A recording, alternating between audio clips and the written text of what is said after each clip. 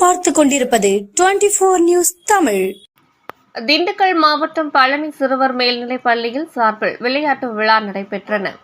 இவ்விழாவில் சிறப்பு விருந்தினராக பழனி சட்டமன்ற உறுப்பினர் ஐ.பி. செந்தில்குமார் அவர்கள், பழனி நகர் காவல் ஆய்வாளர் மணிமாறன் அவர்கள், ஆர்.சி. ஆலய அருட்தந்தை எர்னஸ்ட் அந்தோணிசாமி அவர்கள், பள்ளி நிர்வாகி அருட் சகோதரி மரிய சரோஜா அவர்கள், பள்ளி தலைமை ஆசிரியர் அருட் சகோதரி ஆரோக்கிய செல்வி ஆகியோர் தலைமையேற்றனர்.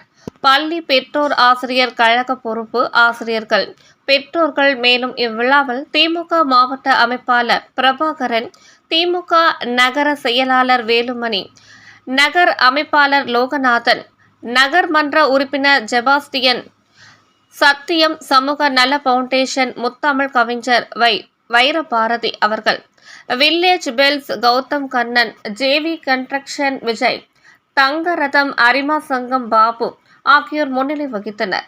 பள்ளி மாணவ மாணவியர்களின் விளையாட்டுப் போட்டிகள் மற்றும் கண்கவர் கலை மற்றும் யோகா சாகச நிகழ்ச்சிகள் நடைபெற்றன.